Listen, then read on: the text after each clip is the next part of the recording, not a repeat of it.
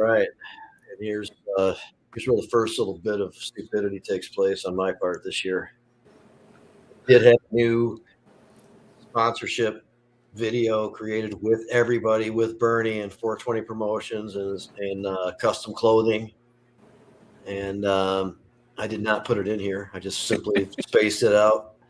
So it does exist, and there's proof that it exists because I posted. And it should have just run.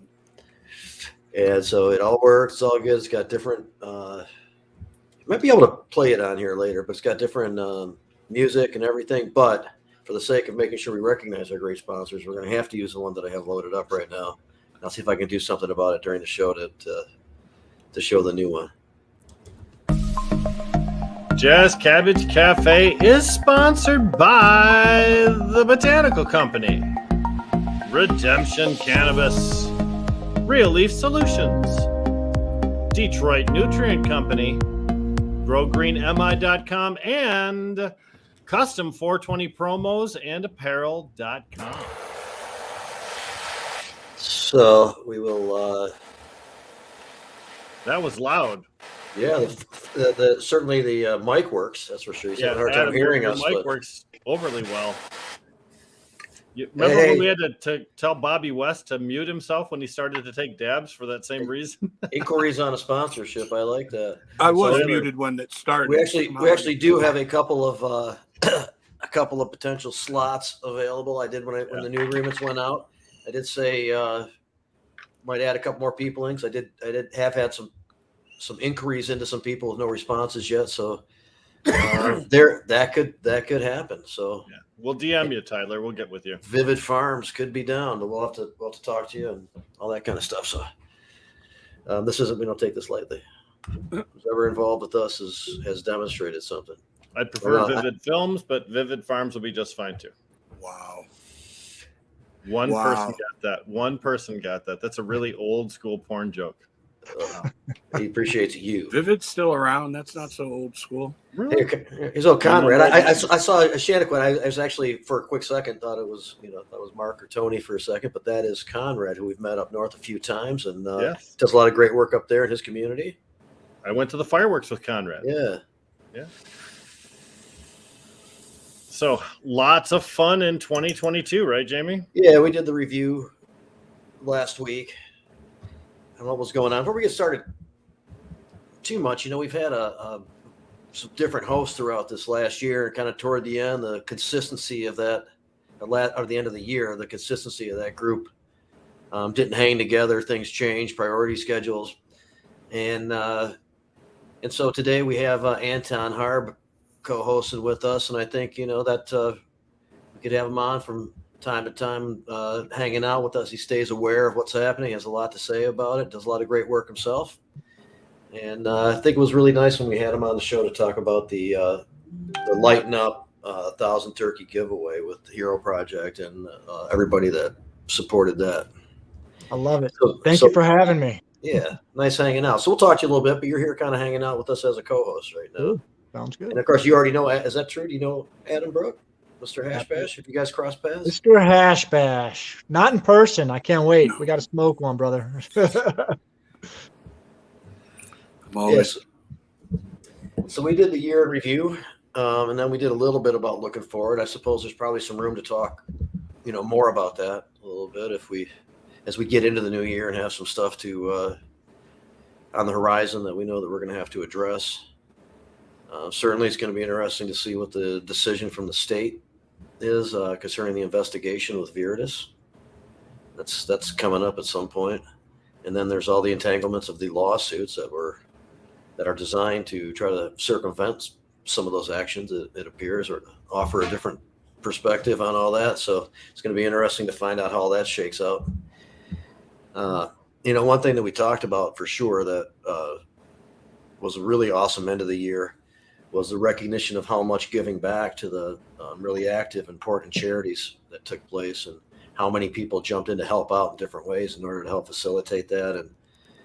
And that was just a really great thing. And of course, the fact that the community at large, the licensed community, stepped in, the biggest industry association of licensed members stepped in to try to help protect caregiver rights, which was a great sign, and just the attitude, the perspective, the cultural recognition of these places. You know, and we're trying to coexist in this world, and there's a lot of scrutiny about, you know, businesses and, you know, and that type of thing. It's great to demonstrate how that all can work, and there's a time and place for all of it. These places are like creating a niche to do business with the marketplace that wants to be there, but does not want to get in the way of any activity that already exists that's helping people, that people get their access from, or whatever it is. And that many of us here worked a long time to help achieve. And just really appreciate that. And that gets into helping people get out of jail, getting their records expunged, transitioning back into society after getting out, and many things. And one of the things in Botanical Company, and of course many other organizations really help out, you know, all those things I just mentioned. But one of the things that we do that we're really proud of and think that we've made some really good progress with this last year is helping out with harm reduction Michigan, in conjunction with a study with Wayne State University that helps to help a pool of people use cannabis to get away from dependencies and really dangerous substances. And that's a common testimony in our world. I mean, I've experienced that thing. It was an exit strategy for me, both for alcohol and for opiates. And we've heard Darren McCarty talk about it. As a bud tender, I heard the story many times. And all of us who have been around this world, I think, have come across that, you know, from time to time. And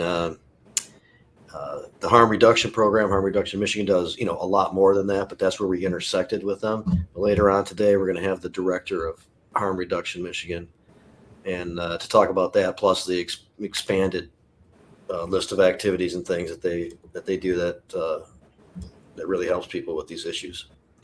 You know, Jamie, I just want to say, Darren McCarty just texted me a special thing. They're launching a brand new set of gummies under his line. It's 5 brand new gummies. It's called the Gummy Lineup, including Power Play, Game Day, Shutout, Intermission, and Lights Out. Just congratulations to Darren and the continuing good work that he does in the community, as well as the success that he's had with his own product line of cannabis products. So, Love Darren. Good guy. Yeah. Good to the veterans. Good to the community. He showed up at the 1,000 Turkey giveaway Lighten Up Provisioning Center. Certainly nobody paid him to do that. That was just something good that he did. He's always there, you know. Good dude.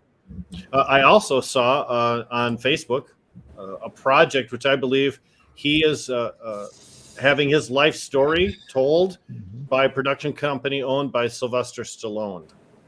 So I think I saw a little post about that too. That's pretty cool. That would be it's a worthy story. If anybody hasn't checked out his book, you should. He's brutally honest in it about his journey and all the really tough things that happened by way of substance abuse and all the other things he experienced that got him there. Yeah. So we are going to have Pamela Lynch on in a little bit, who is the director of Harm Reduction Michigan, who has also met Darren McCarty because he came out to help us with the opening of the adult use license of the Kalkaska Botanical Company, and that particular store helps out with this program, this study that I'm discussing. And Pamela came out there, and we went out for an after event dinner and with a lot of people. A great restaurant. What was the name of that place again? Whom are you asking? I'm asking you. I don't know. You were there with us, Fran. Yeah. I can't think of the name of it. But I mean, she'll know maybe. And Tony's on here. She knows. That was the Cajun restaurant? Yeah, I think so. It's a great place up north. I just can't think of what it's called right now. But Pearls. Tony got it. Yeah. Right. Pamela Lynch got it. Pamela Lynch herself. Pearls up there. Good. No, that was wonderful. And so I met Darren there. Of course, has a testimonial of utilizing cannabis too to help himself out in many areas and getting off much more dangerous substances. And I just posted some pictures that I got from Derek from Falcon Film Studio. He and his associate Logan took a bunch of pictures at Canna Jam, and there's a great picture of Darren throwing 2 of his branded pre-rolls off of the stage to some lucky couple of people. Yeah, so that's all good. But that reminds me of when Red Dog threw a jar of cannabis out into the crowd at Hash Bash. You know, that was fantastic. I think he may have, didn't he? I'm not sure. He may have done that also on the steps of the Capitol building. Yeah. Might have been the Capitol building, I remember. I know he did it at Hash Bash too. He definitely did it. And he had a couple there. Big mason jar. And of course, he passed a couple of, well, was it 3 years ago now? Something like that, yeah. He had just a little background on him real quick, just for referencing him. He died of cancer eventually, but it was significantly slowed down by his cannabis use. Yeah. And one of the things he did was demonstrate. This has got to be 6-7 years ago now, or if not, I don't know, sure, a while ago, several years ago, where he had cancer on his face, and he did a 30-day set of pictures of putting the Simpson oil directly onto the spots where the cancer was, and he, you could see the picture line all the way down to that, almost eliminating the splotch that was, that was there. It was quite amazing. I'm the one that took those pictures, and I believe we published that in the Michigan Medical Marijuana magazine back in 2011. So while you're saying that, we are confirming. I'm going 6, 7. I don't have any sense of time. That was a decade ago, man. It was, yes. Wow. Yeah. Red Dog, Mike McShane, a veteran, and a guy who had multiple health problems, left Michigan, went to California, and unfortunately passed there. Another one of those heroes that a lot of people that just walked into the industry may not know. It's up to us to memorialize people that otherwise would get no recognition. It's one of the wonderful things about having Adam on the program is because Adam has a whole range of history that I can't touch, that I have no knowledge of. And whenever he talks about those old events, I learn every time. So I appreciate that. Truth is truth, man. You and John. I was just reading something the other day, a post someone put up about Brownie Mary and how she helped forward the cause. And all I think is, I know Brownie Mary, but here in Michigan, we had Mae Nutt. And Mae Nutt was doing what these people were doing 20 years earlier. She was a woman who was taking cannabis to people suffering from cancer, taking it to the hospital. And she was a nurse, and she wore a weed leaf on her outfit. And when she retired, she eventually went back to the hospital, was taking cancer patients' weed. She used to get weed dropped off in her mailbox anonymously. She believes that the cops in town would find weed on people, and then they'd bring it to her because she was doing good with it. That's awesome, man. Yeah. I'm not that familiar with this story. I've heard the name, but I'm really interested in knowing more. She had a son that had testicular cancer, and that got her on the path to cannabis. And Chuck Ream talks about Mae Nutt every once in a while. She was 65, 70 years old when she showed up on the scene. So Brownie Mary was working with a lot of AIDS patients that got some attention. It also transitioned into like the local go ahead in Berkeley, and then followed by the state. And so she was kind of part of that story, and that so she did get that recognition for doing that, and it was great work, and it probably did help to move things forward a lot. But I'm still really interested in knowing more about this. And we've done some special shows on certain topics in the past. Maybe that and a couple of looks at some of those old schoolers who aren't as well known would be a really good focus for a show. Michigan was pretty advanced for many years. I mean, most people don't know that, 2008 was not the first medical marijuana law Michigan had. In actuality, our former governor, I can't remember his dumbass name because I started talking about him. Blanchard? No, the Republican guy, the fat little. Oh, Milliken? No, fat Engler. one. Engler. When fat one. So when Engler was a senator, he co-sponsored a medical marijuana bill that passed in the Senate and the House and became law in Michigan. Most people have no idea that if it wasn't for the federal government keeping marijuana illegal, Michigan would have had medical marijuana being delivered as early back in the 80s. So, it's funny when we came out in 2008 pushing this law, and there was all this resistance. It's like, well, we've already been down this path in the legislature. Why are you guys not on agreement now? You know. But, yeah. So weird how long some pretty basic ideas take to progress into action, man. Well, again, that's one of the great things about Jazz Cabbage Cafe. Today is the very first episode of season 6 of Jazz Cabbage Cafe. Holy shit. Yep. So when you want to find out more about some of the heroes that we've had, look at some of our previous episodes. And we do sometimes do these 1 hour or 2 hour special episodes, either to highlight someone who's still alive or to memorialize someone who's still passed. Those are fantastic. And maybe, Jamie, that is one of the things we need to do this year, is to spend a couple hours talking about some of the unknown heroes that helped get us here. Everett Swift, we talk about a lot of hemp things, but Everett was out there pumping up hemp long before Steve Sharp and Matt Abel and others got the 2014 hemp bill passed through the Michigan legislature. That's a guy who deserves a little bit of pat on the back for all of the work that he did without compensation and really without appreciation. We got Wes in the house here talking about a guy who has a testimonial concerning cannabis. Yep. Wes Promick also says, I'm getting in shape. He said, for those people who don't have video, I'm getting in shape with the help of primary progressive physiotherapy. And congratulations, Wes. Wes is a friend of mine. Lives just a couple of miles away from me here outside of Flint, Michigan. Benefits from a lot of sources of cannabis that aren't the commercial system. And it's very necessary for him. Well, and he has a very good caregiver that helps him. And that's just another proof statement for the caregiver program, because I happen to know from firsthand experience that Wes and his caregiver speak regularly about the quality and about the ability of that medicine to resolve his issues. And together they have explored other types of alternative substances from a cannabis thing. You talk about different concentrates, talk about vapor pens, just to see what will work for Wes's very unique ailments. So that's a great story. It is too. Found something else, some other type of. Yep. So that's just good.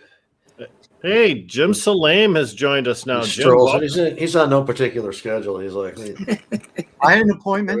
Unfortunately, I got here before 4:20. Happy New Year, everyone, everywhere. Happy New Year to Happy you too. New Year. Jim, we just mentioned it's the first episode of season 6 for Jazz Cabbage Cafe. Wow, huh? Wow, season 6. Man, how many episodes a year averaging? I don't know, we do it once a week. I don't think even 52. 50 to 52, and then we've had a couple. We had a special or two, like when the Viridis thing broke. We did a special Sunday night for Marvin's passing. We did an additional show. So 52, 54, maybe. Yeah. Congratulations. Well, it's a fun train to be on. That's for sure. This last year, Steve Bloom recognizing us from the Celeb Stoner, and then the interview with the off the cuff interview with John that turned out to be really fucking awesome. And there you go, got one of those. John's got one of those too from it.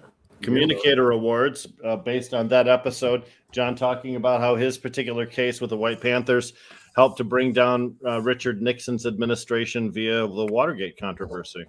Yeah, a ruling on a just interesting a court ruling that affected what they were allowed to do with tapping, with wiretapping in certain ways with certain agencies on our own citizens and Watergate, man. And who the players were was what was so fascinating, is that when you read through these names and you find out that, you know, William Rehnquist was a law clerk.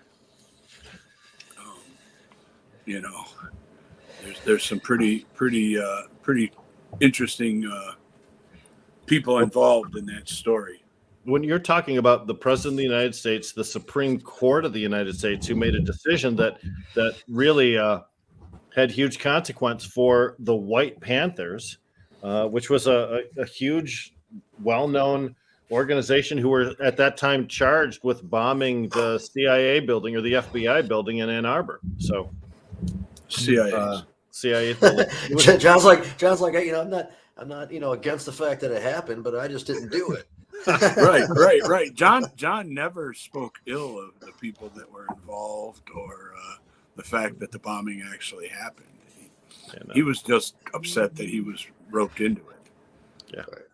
And of course, that was utilizing illegal wiretaps. The Supreme Court determined, because of the White Panther case, that those illegal wiretaps were never supposed to exist because they were a constitutional violation. And before the ruling came out, Rehnquist spilled the beans to the Nixon administration, so they sneakily went around to remove all of their illegal wiretaps, including those at the Watergate Hotel, which resulted in that whole scenario right there. Yeah, the ruling happened on a Friday.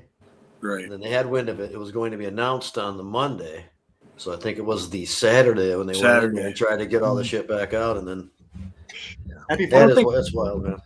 I don't think people realize how hard it is to tap a phone in this country. These wiretaps, the amount of scrutiny and things that go into even producing that type of warrant. I mean, well, that's what was interesting about that case, is that the warrant was signed by the president, and the wiretaps were illegal because the president couldn't do that. That's what the court said.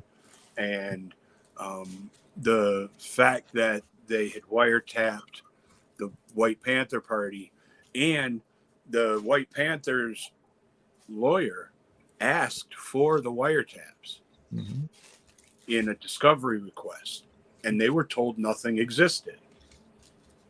And when it was found out that it did exist, this case blew up, because they then said, well, the president said we could do this. And the court said, no.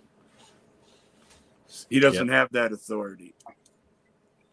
So such intriguing stuff. And Jazz Cabbage Cafe, we're primarily a cannabis program, and you wouldn't expect to get American history lessons like we've revealed here too. But when you put the right people in front of the camera and you ask the right questions, you'd be surprised the depth of information people have.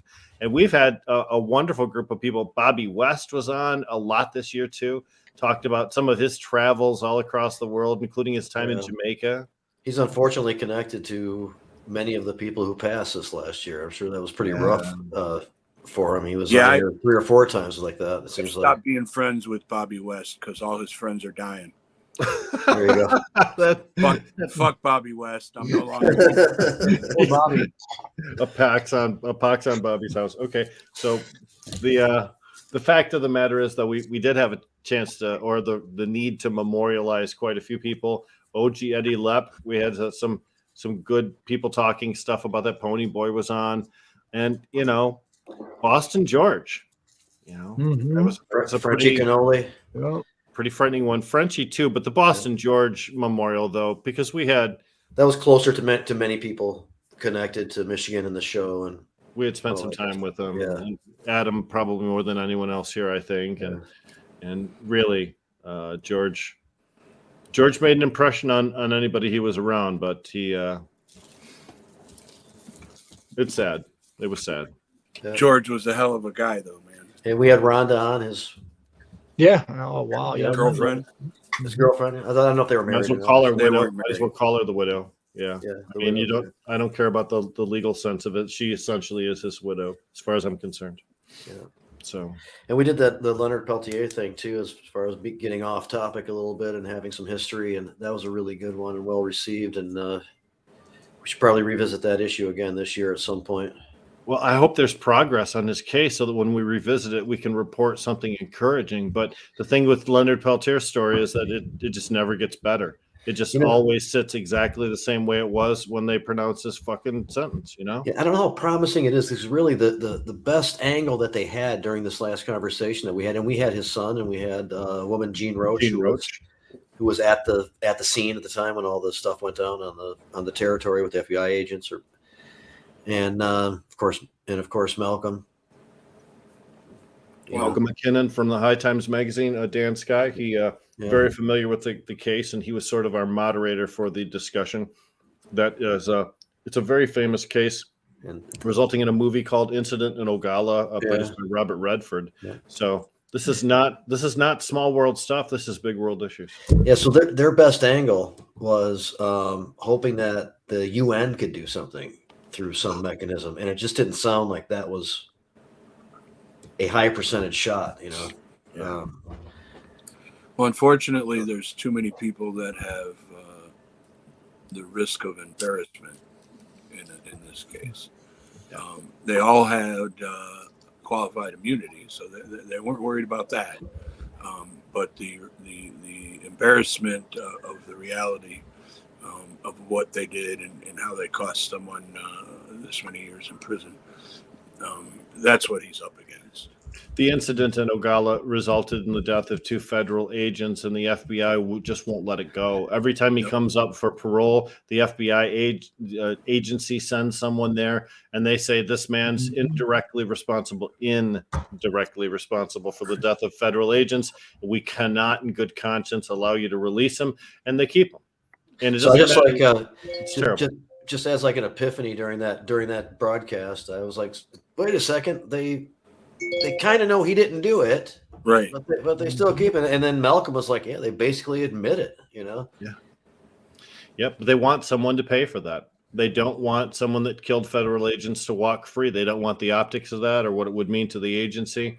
Frankly, even though they know he didn't pull the trigger and he didn't even have a gun, the fact of the matter is they're going to keep him going. Go ahead, Adam. But the problem is this is America, where the law is the law. Mm-hmm. And they're fucked up laws. Nowhere in the world should you be guilty of a murder if you did not pull the trigger. Yeah. And in this country, when you're the getaway driver, when you're the person that drops somebody off, when your homeboy does something stupid, to make a killing. Yep. I mean, all kinds of people are in prison for life because they murdered somebody. In the meantime, they've never killed anybody in their life. Yep. Mm-hmm. And then we got guys like OJ who, well, he didn't murder anybody. Ain't no court case said he did that. Lovely word of conspiracy, right? He lost his civil suits. They won the lawsuits against any idiot can file a civil suit. Yeah. And good lawyers can help you win even a bad civil suit. That's true too. But yeah, it's a tough one. The fact of the matter is there's still a lot of bad things going on in the world out there to people, and that's one of the reasons why we have to continue advocacy all the way through 2022. We cannot let up. So speaking about that, that's a good time. Pam's been waiting here a little bit as we get through the first half hour, and we talked about it a little bit earlier, but we do have Pamela Lynch. She's the director. Hey, I was about ready to say about how we don't have video because of all the work you're doing out there, but you did arrange that. That's cool. Much appreciated. Here, of course. You're on mute, Pamela. Here's the organization. Oh, nice. Jamie, great. You're wearing your shirt, Jamie. Cool. Yeah. Nice to you. You got your shirt on. I didn't manage to remember mine. So thanks for inviting me. Yeah, welcome to come on. I've spoken a little bit about the program in which we've crossed paths and met through, and about how we're going to have some of the Wayne State people on probably in a couple of weeks and discuss that side of it a little bit. So we do want to talk about that, but I know that your work extends, way past that and into around the state, and we want to talk about like all that kind of stuff with your organization here. Okay, great. I actually thought it was a pretty good segue because the United States crossed a line in the past year with COVID. And that is 100,000 people dead from an opiate overdose, or not necessarily an opiate overdose, but we had 100,000 people die in the last year from overdose. And so that's just, kind of a good segue, because in what I've come to realize in the work that we're doing is that the only way we're able to reverse that trend, I believe, is if we separate the disease of addiction from the criminal justice system. There's no other way that we are going to. It's a health issue, right? Not a criminal issue. It's a health issue. Right. And the roots of it are typically in the emotional realm, And so it's like, I liken it to, if we had a person who was morbidly obese, say we had a person who weighed 350 pounds, we wouldn't approach that person and say, okay, you weigh 350 pounds. We're going to put you in treatment for a month. You're going to learn how to cook in a healthy way and exercise, and then return them to the same household that they came from, to the same economic environment that they came from, and the same social network they came from, and expect them to maintain those changes. And if they didn't, put them in jail and take away their kids. And that's basically what we're doing with addiction. And so I think, we as American society can recognize that the Western way is addiction to lots of different things. Many of us have addictive behaviors, addicted sometimes to substances, sometimes to behaviors. In Western society, absolutely. We've got a heck of a problem with guns. We got a problem with spending. We got a problem with materialism, capitalism, all these things that people manage their external realm, their emotional realm, with external substances and behaviors. And that's very common in our society. And when a kid grows up in a situation where they are taught by example to manage their emotional realm with external substances or behaviors, that's what they're going to do. And some of those substances and behaviors can be more destructive, heroin, cocaine, opiates, methamphetamine, fentanyl, to name the probably most prevalent at this point. And alcohol and tobacco are both pretty destructive substances, and some of those substances or behaviors can be less destructive. And, marijuana are not at all destructive, constructive, helpful. And so we were pretty excited when Wayne State had proposed a project. We run harm reduction services across the state of Michigan. We really come from a background of HIV/AIDS. I heard you guys talking about people who had helped people with marijuana products and marijuana. So that's my background, as I had a lot of time in the HIV/AIDS movement. And you can't come from the HIV/AIDS movement and not believe in marijuana and how helpful it can be for people. And so when Wayne State approached us about possibly starting this practice program where people might get medical products or edible products, products to use in ways as well as smoking, but other ways as well, to manage their symptoms so that they may not use a more destructive substance like alcohol or methamphetamine, or if they're trying to get away from, say, injecting opiates, then they might be able to manage some of those symptoms better with edibles or creams or oils and tinctures. And so we were pretty excited about that opportunity to begin that project. Right on. And so, I know there's a lot more that the organization does, but, talking about this project right now, what kind of led up to it? How big is the pool of people, and what generally has been the response? So what kind of led up to it actually is some people there was a woman from the Muskegon area who, I don't have permission to disclose names and that type of thing.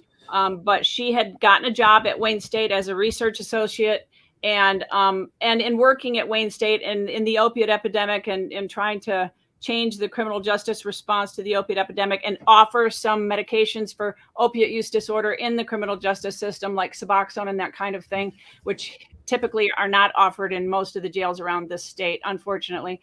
Or methadone. Methadone's got a very strong proven track record with opiate use disorder, but it's actually not used much in lots of areas of the state. But so this individual had gone to work for Wayne State University, and they had a personal history of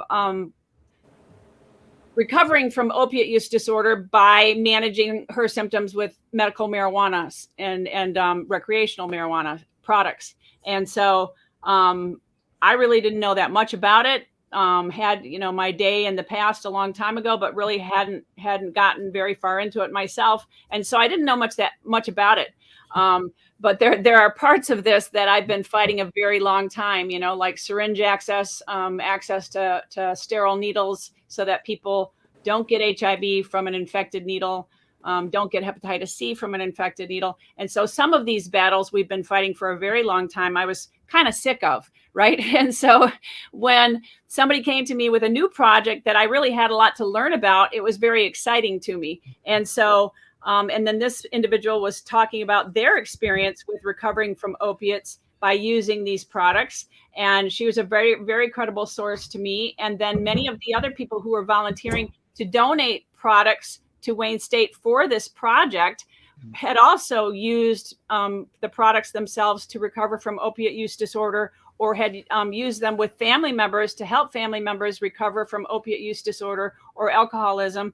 And so it was pretty phenomenal, because there was this great group of people who were donating their own products completely free every month, pretty substantial amount of money on a monthly basis, just out of the goodness out of their heart, and because they wanted the world to know and begin to study this, right, in an organized way, and to demonstrate that this is a very effective tool for people. And so they approached us. Oh, geez, it's over a year ago at this point. And originally they had proposed, the project. And so we went out and started looking for people that wanted to participate. And of course, we found a whole bunch, not surprisingly. And we have offices in about 12 different counties in the state. Don't be looking for big fancy digs, because they're not there. Each office operates on a different budget, and it kind of depends upon what has grown up organically in that community to support the work that we do. And so some of them are like one outreach worker in a van, and other offices have more programs to them. But so anyways, because we had a number of offices, we have a person in Ypsi, we have a person in Detroit, we have an office in Midland, we have Manistee, we have Petoskey, we have Traverse City. So we're operating in a number of environments. And so we got all kinds of names from all of these different places, and we had quite the interest in this project. And then, it's quite expensive to provide a lot of product to that many people. And so we reeled it back, and people told me from Wayne State, they said, no, you gotta bring it back down to about 10 people. And so we brought it back down to about 10 people for the year's purpose of this project. And it really went very well. We had a lot of people who use these products instead of a prescribed opiate. We had a lot of people who maintained their, for lack of a better term, I'll use the word sobriety, but when a person is trying to stay away from heroin use, they managed their sobriety and maintained their recovery with these products, and didn't succumb to relapse to opiate use disorder because of these products. We've had a number of people who've used these products specifically to take the edge away and the craving for methamphetamine. Different parts of the state have different drug products, that are more prevalent. In Southeast Michigan, there's a lot more variety than what's available in some of the more rural communities.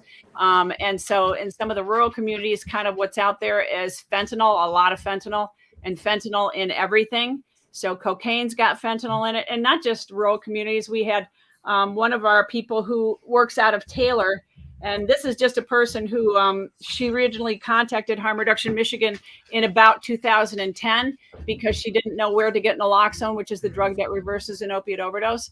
And she found us on the National Opiate Overdose Locator and reached out to us at that point because she was afraid her boyfriend was going to die of an overdose. And so she's actually been distributing Narcan in the Taylor area for us since about 2010. But in December, her cousin died of cocaine because he didn't know that there was fentanyl in the cocaine that he was using. So he thought he was just going out to have a night of partying with his friends and using some cocaine. But in fact, that cocaine had fentanyl, and he's now dead. And so that's happening like all over the state. So people that don't even necessarily know they're using fentanyl, but because it's in the methamphetamine and because it's in the cocaine and it's in a lot of the opiates, as well as any pills that people might acquire on the street that aren't coming from a pharmaceutical source. It's really unfortunate, but we now have like this very crazy toxic soup of a lot of different fentanyl derivatives that are added to a lot of these substances. And so people are at great risk of overdosing. And so it's been pretty fabulous that people can cut their cravings with some of the edible products that they've been supplied through these programs, through this program. Pamela, could you ask a question from one of our viewers? What's the sourcing of the cannabis on that? Is that coming from licensed, regulated facilities in Michigan, or is that coming from donations from specific caregivers? Originally, it was donations from caregivers who had relationships already with this research team at Wayne State. But because it was difficult, like we had one person who was trying to establish a certain type of business in a certain community, and they were going through a lot with the local, legalization issues. And so they kind of fell off the map for a minute. And that was a person who was providing one of these products. There were about 4 different people providing and donating these products with the original Wayne State program. And then because of what this person was going through to try to get their business established, they kind of fell off for a while. And so we had to everybody was used to this at this point, and that was kind of my biggest fear. Like, okay, now we've got these people used to this and they're excited about it and they're counting on it. Right. And this is not a group of people that you want to yank the rug out from. Right. Because that's happened far too many times. And so I didn't want to say, okay, hey, great guys, we're going to do this. But guess what? Oh, not this month. Sorry. Right. So I had to make sure that wasn't going to happen. And so when that one person fell off, then we were kind of scrambling around looking for other stuff. And one of the other people who was already participating stepped up and donated. And, so we just worked with what we had and reached out to different people. People were coming out of the woodwork trying to help. It was really pretty phenomenal. And then it was an exceptional situation because one of the people at Wayne State had a personal connection to somebody, excuse me, who's employed by the Botanical Company.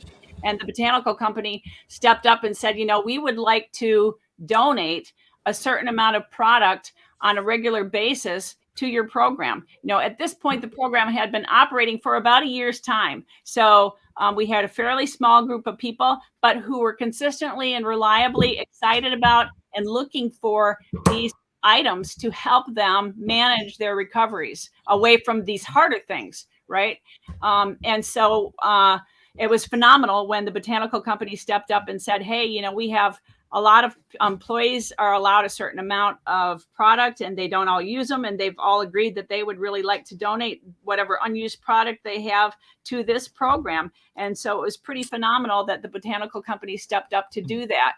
And so it's, licensed and regulated. And we have a prescribing physician for medication for opiate use disorder out of our Cadillac office in specific. And he was a little kind of didn't involve him in the loop in the beginning because we were going to do it one way or the other. And that individual works on an independent basis, not under our umbrella, but he bills under his license and prescribes under his license. And so I didn't feel like it was a person that we had to involve at that point. But he's really become quite interested in what possibilities there are and excited and realizes what benefit it provides to a number of the patients who, we have oftentimes, it's trauma that people are medicating. And so you'll have both physical pain and emotional pain. But oftentimes it's, people that are in lots of situations where there's many layers, right? And difficult layers to get through. And I'm thinking of one client in particular of this program. We call it the Weed Way program.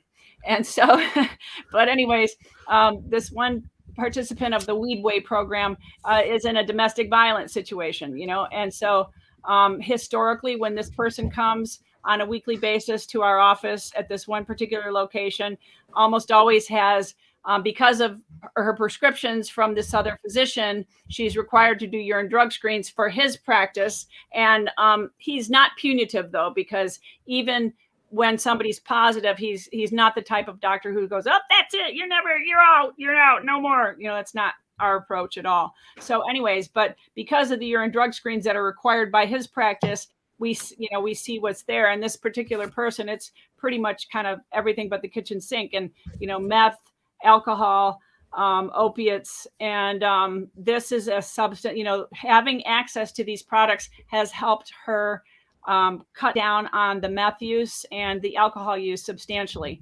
And, she's in a very difficult situation. I'm not her therapist, so I don't know exactly if she's ever tried to leave or, but we know that leaving domestic violence is difficult. People take on the average 9 times of quitting cigarettes before they ever finally quit cigarettes.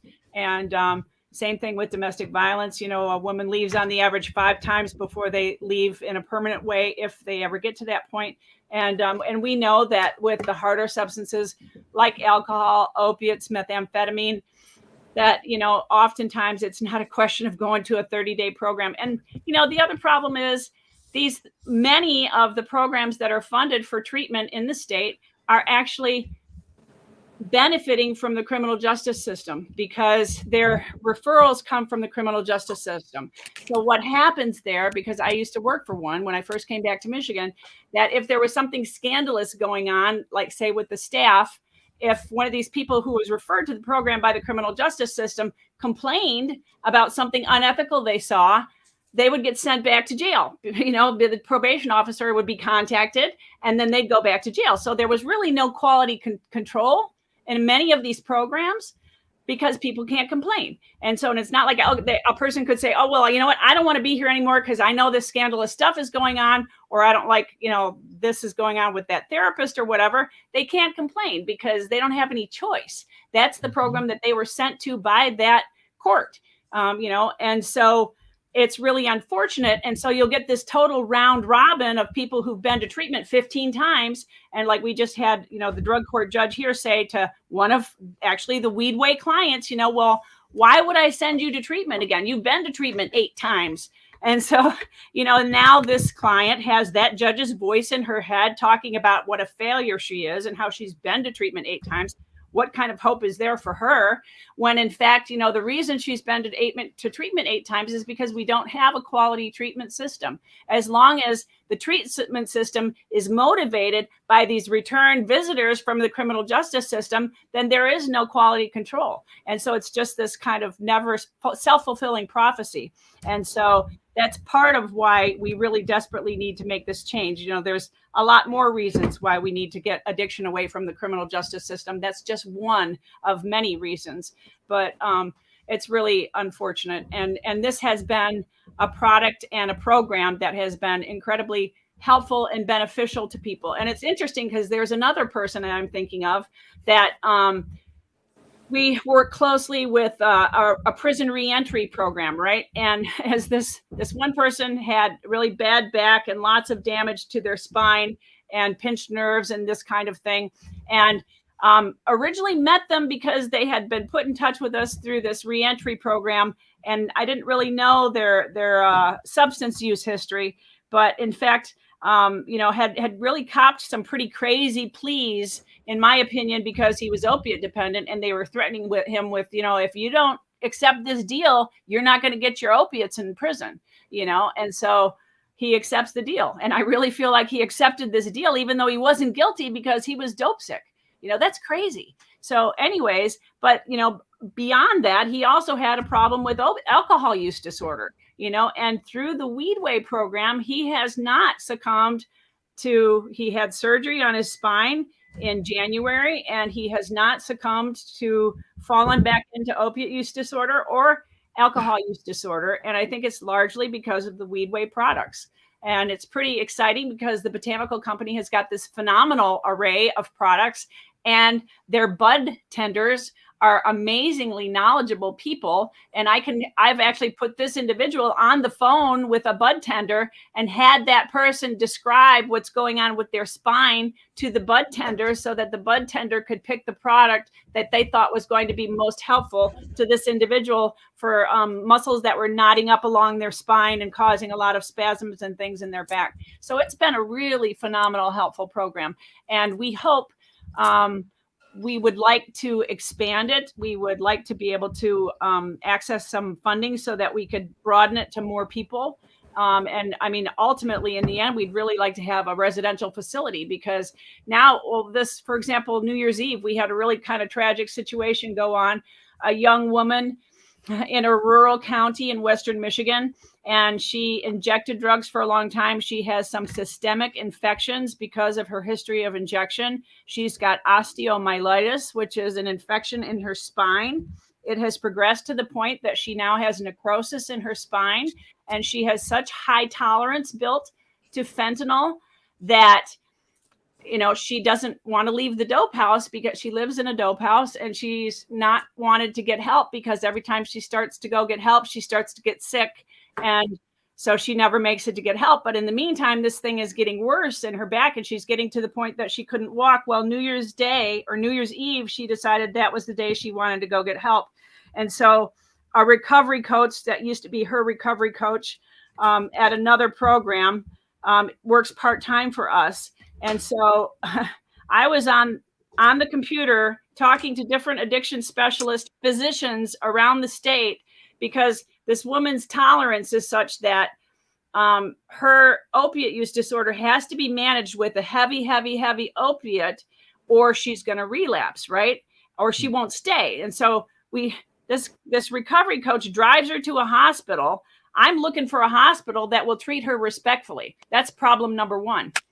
A lot of the hospitals will treat people so poorly that they know have a history of alcoholism or opiate dependency that's like problem number one. So I'm looking for a hospital that's going to treat this person reasonably and respectfully. And I'm also looking for a hospital who's going to give her heavy enough opiates legally that she's not going to AMA or walk away from the hospital against medical advice because she needs to go use because she's starting to get drug sick. And that's very, very hard. And that whole time that I was going through this 22 hours we spent on Friday with this individual, I was wishing that I had a facility where we could really dose her heavily with concentrate while being medically monitored and see if we could take some of that pain away with a different alternative than what her body is so accustomed to. Because at this point, because of what I've learned through this program,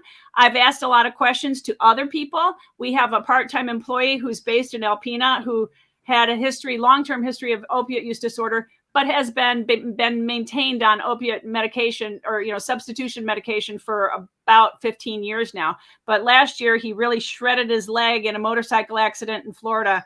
And he doesn't ever want to go back to problems with opiates, but it was marijuana products that really helped him break through the pain with his leg in this new situation, And so I've just encountered more and more people who have found these products to be particularly helpful. And so we would like to begin to offer them in a broader way and in a more institutional way as well. Pamela, I can tell you from some of the comments that we've seen here on our program, it looks as if you may have found the right audience for that plea. We have some people that seem to be lining up to help you out, and we'll connect you with folks afterwards. I have one question that I have to ask. It's been driving me crazy. You've mentioned fentanyl a number of times today, and I realize exactly how on the front lines you are in this particular battle. We recently heard a warning from the government about fentanyl-laced marijuana. Have you ever encountered fentanyl-laced marijuana in all of the activities that you're involved in? Never. And actually, it's really interesting, Rick, because in November, we paid to attend a national conference on stimulants, and because of the problems with meth that we're seeing, right? And it was actually a DEA agent who presented at this national conference on stimulants and talked about how this is a guy who works for the DEA, and he said they don't have one single case of having identified fentanyl-laced marijuana. It doesn't incinerate. So there'd be no point in lacing marijuana with fentanyl because it doesn't incinerate like marijuana does. So it wouldn't work like that. So that's an urban myth. And there's a lot of them, but that's one of the big ones out here that we've been fighting a lot lately because it popped up, I think, in Massachusetts. And then it also popped up, I think there was a statement issued from even Wayne State that talked about, this warning. But in fact, we have not seen it. And like I said, I was pretty impressed by the fact that this DEA agent spoke at a national conference and made the statement that they had not identified any fentanyl-laced marijuana. I am so happy to hear you say that. We fight this type of information wars battle all the time, and there's no more pure source than yourself. It's clear from our conversation today, you are on the front lines of helping people with fentanyl addictions. And if anyone would know, it would be you, Pamela. Thank you for that. Jamie, Lowell, I know that you've got some stuff you wanted to talk to Pamela about, right? And by the way, thanks for all the accolades to the Botanical company you've given today too, Pamela. They are pretty awesome, we think. Jamie. We do too. Jamie, you're on mute, sir. Yeah, hey Pamela, it's really glad that you made it on today, and I think a lot of people are appreciating the information that you're bringing and and that type of stuff. But have you covered the breadth of what the organization does and what's going on out there, and how people could help now if they have some interest and would like to? Actually, I can talk a little more about that. So, as I stated, in each community, we do slightly different things because of what's available funding-wise for that community. And, we unfortunately, there is not enough support. And because it's a really radically different approach to handling these programs, there's a lot of demand. And so, but from community to community, we do a lot of testing for hepatitis and HIV. We also do treatment for hepatitis, which is kind of a relatively new development.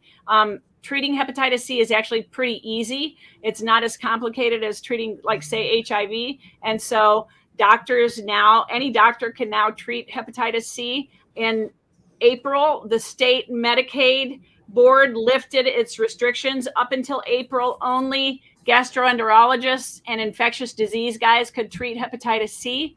And so as of April 1st, the state lifted that restriction. And there's very effective medication for hepatitis C, like 94 to 98% cure rate with these medications that are out here now.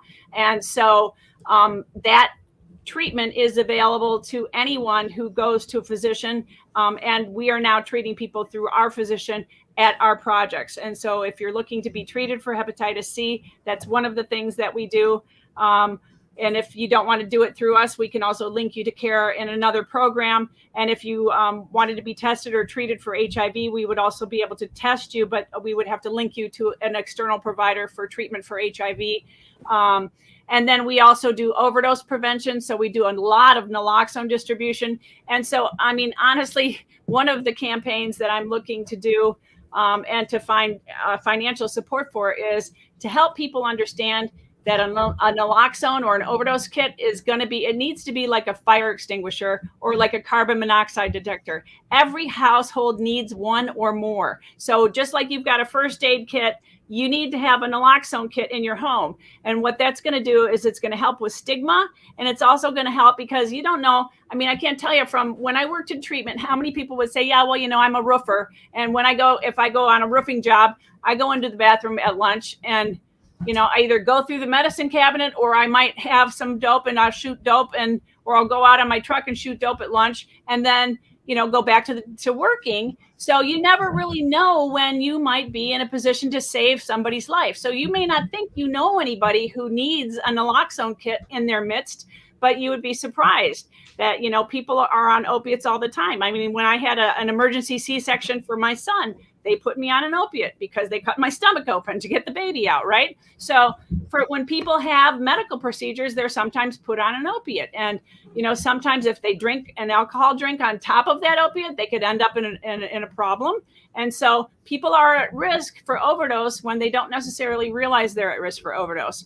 And if we all understand and know how to use the overdose kits, then it helps to alleviate the stigma. And if we understand that that's not those people, and that just because we're advocating for everybody to have overdose kits, we're not singling people out and saying, oh, we know you need this overdose kit. That's not the point. The point is that if we have 100,000 Americans dying in 1 year's time, and that could very well be an undercount as well, then, something's got to give. And these people are not simply expendable. And this is not something that people deserve. Some people have that attitude that, if you play with fire, you might get burned. Well, most of us would like to think that people are given, a few chances. Life is difficult. And life has gotten more difficult in recent years, from my perspective. And so it's challenging out here, and I often see, in the work that I do, 20-year-olds, 30-year-olds. And, I look back in time and I think, that whole process of adulting, getting out here in the world and figuring out how to do this on your own successfully in today's world is no easy feat, even in the best of cases. Right. And, I would venture to say that, a lot of our families are not, the best of cases. That's what life is, right? We all have emotional challenges. And so figuring out how to manage those emotional challenges without putting yourself in a situation that your coping skill is actually putting you at greater risk for problems like getting locked up or going to the hospital. That's what you want to do, is we want to teach our young people to manage their emotions with stuff that's not going to get you locked up and that's not going to send you to the hospital. So, the weed way is a better way to go than opiates, methamphetamine, fentanyl, or alcohol. Wow. Powerful. Yes, absolutely. Yeah. Right on. People are interested in, well, there are some people specifically here who want to make contact with you. And as Rick said, we'll help to facilitate that. But in general, if people are interested in contributing and learning more, what are the basic places to go? Okay. I'm sorry. I'm going to put an email address in the chat, but a pretty simple email address to contact us. I'll give you, our website is harmreductionmi.org, but I have to tell you guys, I'm sorry, I didn't have a lot of notice about today's program, but our website stinks. Our website is really bad. So if you look at our website, you're going to go, like, it doesn't talk about everything we do. It doesn't say our hours in our different communities. We desperately need somebody. If there's anybody out there who wants to donate time to reconstruct our website, we desperately need that. We seem to have kind of fallen in between, like, people who say they'll help and they'll donate and can reconstruct it for us, but then end up not really ever having time to do that. And, a high-end monthly contract with a provider that's going to do it for sure because you're paying them to do it. And so we're kind of like in between that space somehow. And we've not ever been able to land on somebody who can actually follow through and help us get that done. So our website stinks, but if you want to email us, a simple way to email us is harmreductionmi@gmail.com. And so you can send us an email there. Also, I'm Pam at harmreductionmi.org. So we, all of our email addresses are at that location. And so there's another simple one, but harmreductionmi@gmail.com. I'm putting it in the chat. And then I'll put another one for me, which is Pam at harmreductionmi.org. So I appreciate everybody's interest. Appreciate you, Pam. Thank you so much for everything you're doing. I wanted to ask, this is Jim. I just wanted to ask, like, in Ypsilanti especially, it's part of Washtenaw County, with the entheogen policy for using mushrooms in plant medicines and things like that. How excited is your group, or is that something you guys are looking at for recovery? Yes, whether it be psychedelics or plant medicines? I would like very much to be involved in that. So, building this is an organization that we've built from jump. And so it was not like some of the other organizations in the state that are doing harm reduction were like aid service organizations and who added this programming. But in fact, we started from scratch, ground zero. And so building the organization is kind of a slow go, and getting grants, in a timely way to support what we're doing presently and then to expand. But I would like very much to do, therapy with psychedelics, and like very much. And the different licensed therapists that we have are all in support of that direction. But we are working to get, we're working to get impaneled by the insurance providers so that we can bill for it and so that we can, keep a roof over our head. We were a recipient of Mike Bloomberg's foundation, which is Vital Strategies, had given us a substantial amount of money a couple of years back, which is literally what allowed us to expand and get some of these brick and mortar locations. But Bloomberg put a halt or a temporary stop to the money coming into Michigan for overdose prevention at the end of August. And so that meant $125,000 budget cut for our organization, which is pretty substantial. And so it's been kind of like a scramble to write different grants ever since the end of August when that happened. So, but yes, we will be going in that direction, and we will be building that way. It's just a little slower of a build than I would like it to be, frankly. Well, thank you, and I'd love to put you in touch with some people that are affiliated with that sort of thing. And I would like very much for that. Also, I got your email here, Pam, so I'll reach out to you. Great, thank you. Thank you again. Yeah, thank you. Again, harmreductionmi@gmail.com. If you'd like to reach out to Pamela or the organization to offer assistance in any particular way. Pamela, what areas of the state do you cover? Is there a particular restriction on where you're at? There aren't really any restrictions. It's sad to say, but I'm not very good at sugarcoating. I tend to be pretty direct and outspoken, which makes me bad at politics. Go figure. But anyways, we have steered clear of the Grand Rapids area because sometimes it's pretty territorial with other providers. So we've steered clear of Grand Rapids and Kalamazoo. And we've done a lot of training. It's interesting because before, when you're talking about Leonard Peltier, I was very interested in that conversation. Anyways, we're hired a few years back by Intertribal Council. They had some pretty visionary leadership who understood harm reduction interventions, and they brought us up to the UP to do a lot of training across the UP. I think in January sometime, actually, I better figure out when, we're supposed to do some training up at Lac Vieux Désert, and or maybe it's the Sioux tribe. But but for the most part, we don't do programming in the UP, and that's just because of restrictions. We don't have enough resources. So we're in the Southern Peninsula, or, the Lower Peninsula, mostly pretty much all over the state. We haven't had the resources to go Northeast as much. We do have a guy in Alpena, but we're talking about Presqu'Île because Presqu'Île's got a heck of a drug problem too. But it's back to resources. We just don't have the resources to do what we could do there.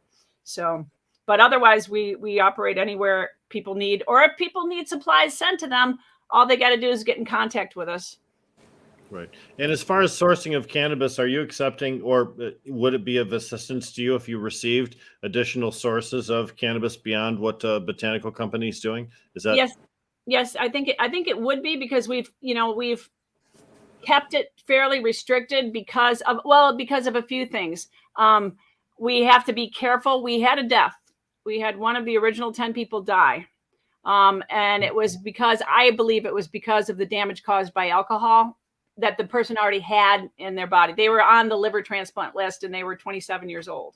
Mm-hmm. So, and alcohol had caused a lot of problems for this person. And, but anyways, needless to say, after that incident, kind of have been very, very careful about screening, and being very careful about who's participating. Mm-hmm. But for a lot of the products, people, there's a lot of problems out here, and I think people would be very happy to have access to products. Like I said, we've kind of limited this program to a very small number of our participants because at first when they said, hey, you want to do this, and then we had all these people, and then they were like, oh, no, we don't really mean that many people. And so we had to really reel that back down to a much smaller number. So if we had more donations, we could absolutely be doing it for more people in more of our locations. Right. So, and then there's something to be said for, this isn't, Patrick's on here, and I think he's like in a pro caregiver kind of a mode in terms of some of these statements, and that, and that's fine, but it's not us versus them. Like something like the Botanical Company on a small group of people that's getting studied is a reasonable kind of setup, but it doesn't mean that extra cannabis that people have can't be designated to people who could use it to help get themselves away from dangerous substances and at large. And it doesn't have to be facilitated by any more than you're identifying the people that could use that help and information. Well, one of the beauties of the MRTMA is the ability to gift cannabis, to transfer cannabis from one person to another without criminal penalty. So it's wonderful that people can be able to make arrangements and donate and know that where it's going. Instead of just shoving it in someone's mailbox, Pamela, that was just a great, or the story about that Adam told, Mae Nutt just shoving cannabis in the mailbox as they drove by because they knew that she would put it to good use. We're probably a little more sophisticated than that at this point, I think, right? Mm-hmm. Yeah, well, and that's the other thing is that, I have a license as a social worker and have to stay fairly careful in certain aspects of this. So, Yeah, we respect. Absolutely. Good job. And by the way, you're an amazing person. If no one has said that to you today, you are an amazing human being. Thank you. Thank you for what you're doing. Thank you. Thank you. Back at you. And thank you so much for inviting me here to talk about, we really need to make some pretty substantial changes. And unfortunately, there are a lot of organizations and people that are benefiting from the status quo. And so it's a beast. It's, David versus Goliath. And so making those changes, but I truly feel like it's the only way we're ever going to change that opiate overdose wave, is to get addiction away from the criminal justice system. Well, and the real work's done in the trenches, and you are into the trenches, right up to your shoulders. So thank you for all that you do for all of the people that need you. Thank you, and thanks again for inviting me here. Thank you, everybody. Thank you. All Have right, a great Pam. day. I'm going to stay and listen, I think.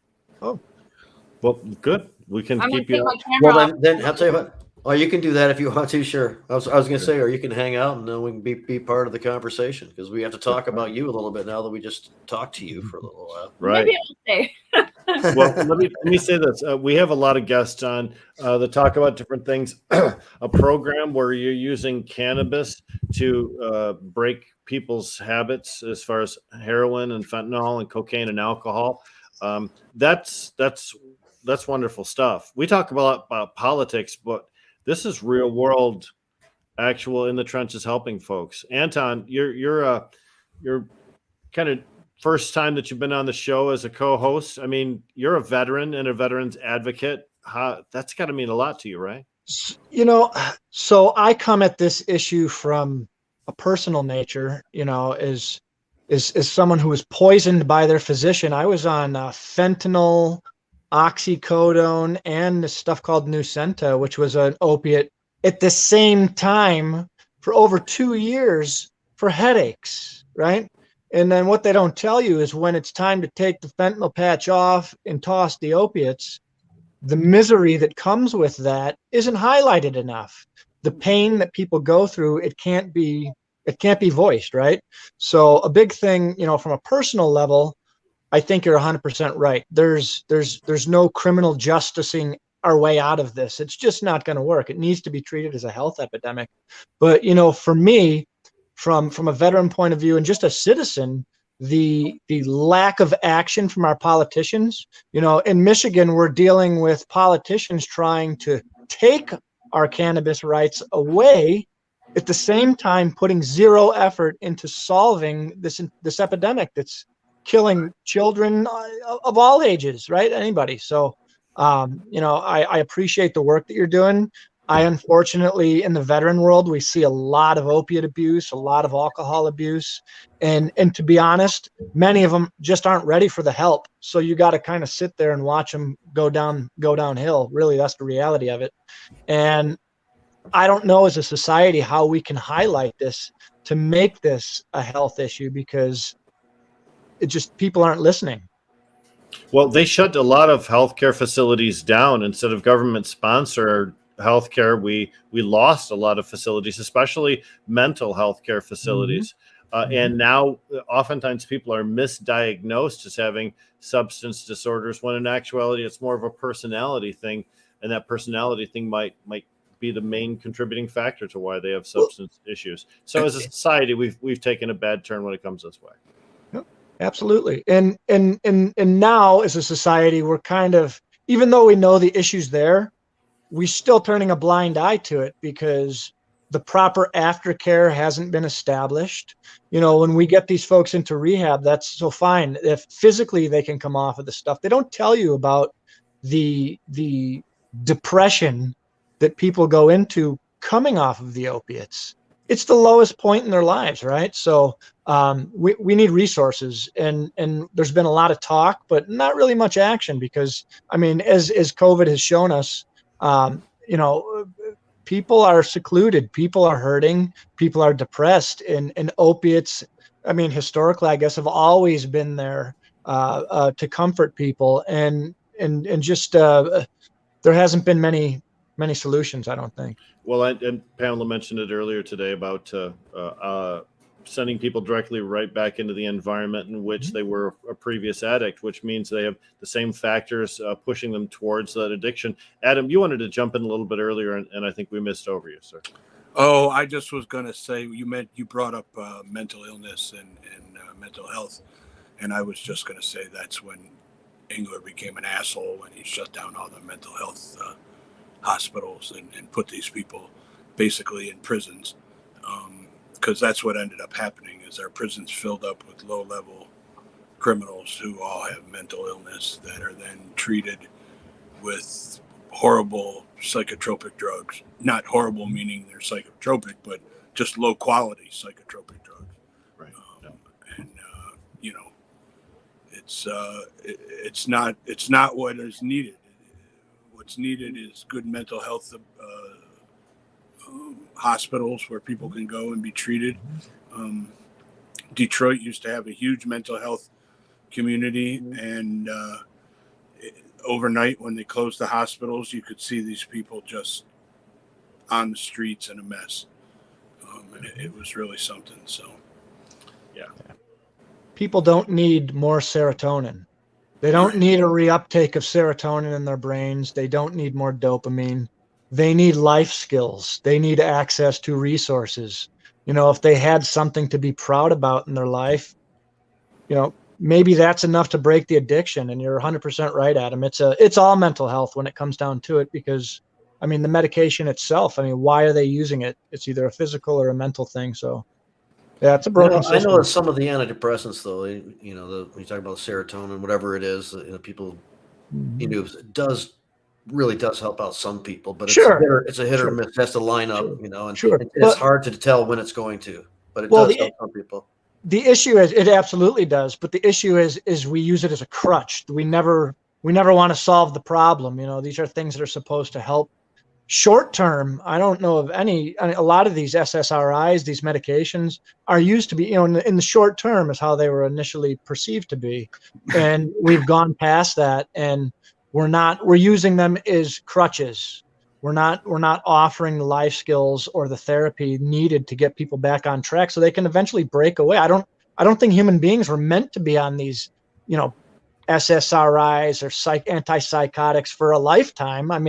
There has to be some sort of, but we've relied on them too much, and we don't talk about it. Well, and physicians are the gatekeepers of that industry, right? Because you don't have access to the pharmaceutical medicines, at least initially, without a doctor's assistance. I'll give you let me just jump in real quick. I'm sorry. Except it's already been proven, Rick, and we all know that the physicians are influenced by the drug companies. So that's how we had this opiate problem, is because the drug companies told the physicians that this stuff wasn't going to be addicting and they could keep pumping people's levels up. And they knew that was wrong, but they did it anyways because it was about making money. So the problem isn't so much that the doctors are the gatekeepers.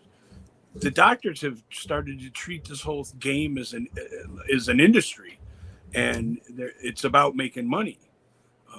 And it's unfortunate because, like Anton said, many of these drugs were not intended for long-term service. And when you see guys that are taking, Vicodin for 20 years, there's a problem. And the problem is that whatever the issue is that's requiring the pain medicine needs to be repaired. Yeah. Whether it's a physical or a psychological. Well, yeah, treating symptoms instead of the underlying issue is what we're talking about. And I only say this because I've had 8 back surgeries, and every time I can, I go get more because it gets rid of the pain. And fortunately for me, when I come out of that surgery, I have opiates available to me so that I can get rid of that surgical pain. And 3, 4, 5 weeks later, I'm good. That doesn't mean I didn't do my 9 years on opiates, but that was because I was avoiding surgery. And that's the game that pain patients play. The problem is that because, from my point of view, someone that's obviously fought the war on drugs for years, but the problem is that because we don't treat addiction properly, and because we don't treat people who misuse the system properly, I, as a pain patient, suffer because I can't go to the doctor and say, you know what, you know that myelogram I had that shows those 2 discs that you want to do surgery on? Well, we're not going to do surgery till July because COVID's a mess right now, right? Yeah. So I need 60 milligrams of oxy a day to get through from now until July. If I do that, that's drug-seeking behavior. There's not a doctor in America that'll write me that script. Even though I have the myelogram that shows the problem. And worse than that, the doctors know, they're educated. They've been trained to know that what I just told them and what they're looking at vibe. They make sense. But we're in a different world now. And it's unfortunate because we should be treating people with addiction like we created the problem, not them. You know? Well, I think that's one thing we lost with cannabis a little bit, with recreation coming around and adult use, with the medical focus of it getting kicked to the side. And I mean, back in the day, I remember working in the dispensary at Home of Medicine, and we'd have people come in, and you'd see the transformation of these people, and they were coming in for information on this, and they were afraid of their opiates and trying to get away from them, or they didn't want to go on them because they had just broken their foot and they didn't want to even start. They wanted to find some other way to relieve their pain. We took care of a lot of veterans. We took care of a lot of back then, I think the word was out because it was just medical of all its attributes. And nowadays, it just gets lost. And it would be great. That's why I love Botanical, because that company does so much for in so many different facets for the medicinal torch, so to speak. I think that they're holding that pretty tall when it comes to that. So we need more places like that, more companies like Botanical. Well, as Dennis Perone said, all cannabis use is medicinal. And to quote John Sinclair, I just want to get high. Everybody's different, but some people know their need. And I mean, people who want to get high a lot of times are trying to get away from being depressed. I mean, I know that cannabis helps me in certain situations when I'm not feeling all that bright and happy.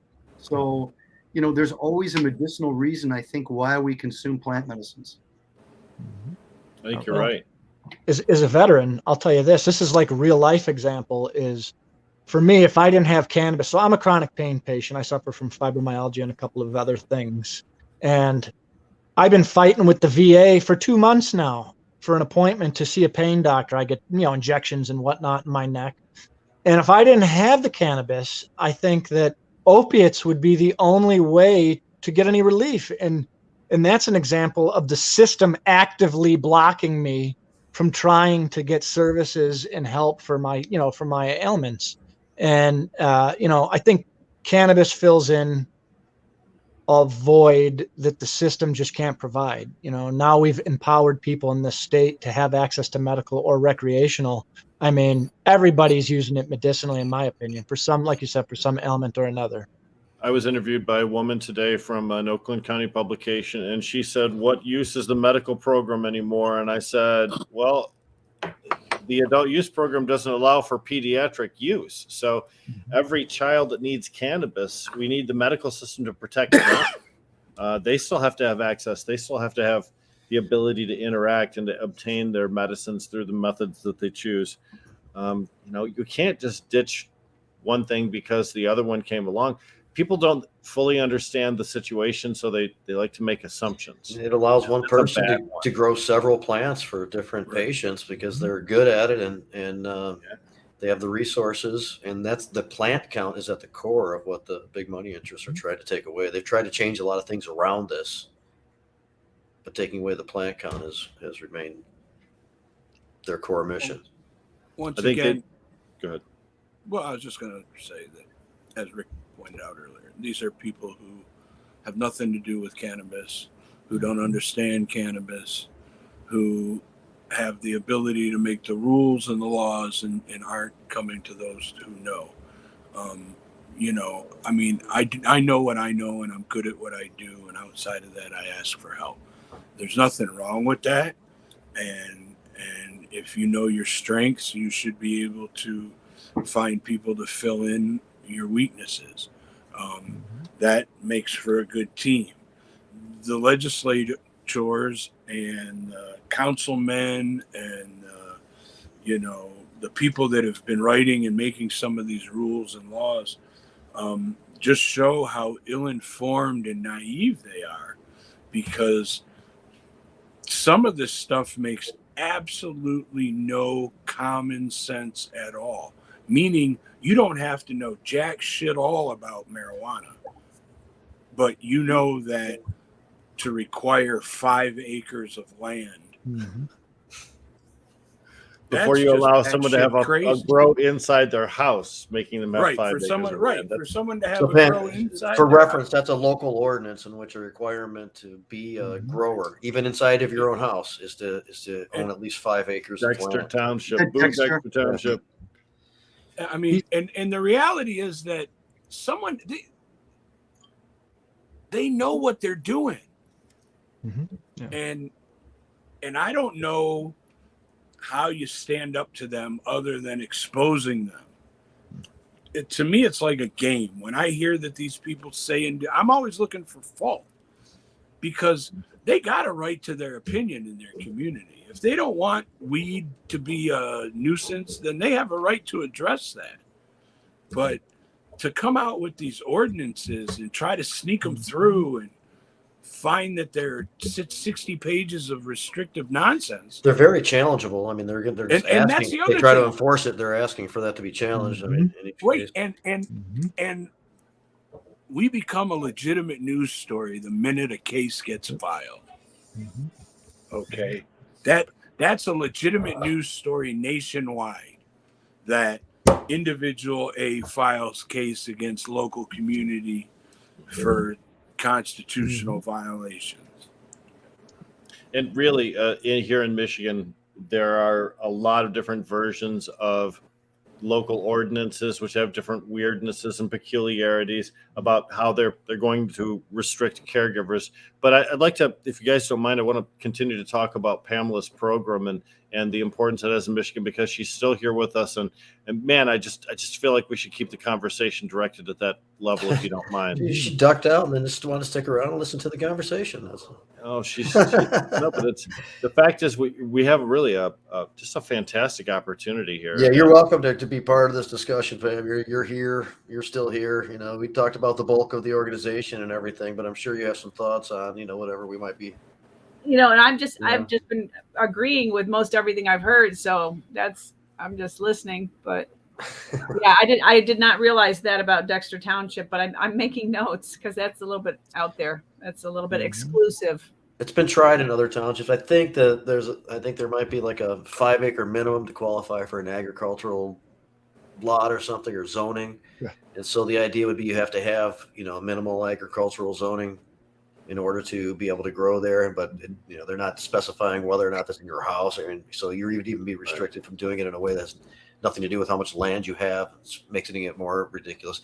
When we had Paul Talinda on, when we talked about that a little bit more, it has to be 100 feet from the property line as well. So he started laughing when we were describing to him what this was. I mean, because he knows that you can't enforce that kind of crap. You can pass anything you want, but enforcing it in a court of law is a completely different thing. He was laughing at the absurdity of it, but they do it. Yeah. Pamela, let me ask you a question that's been bothering me.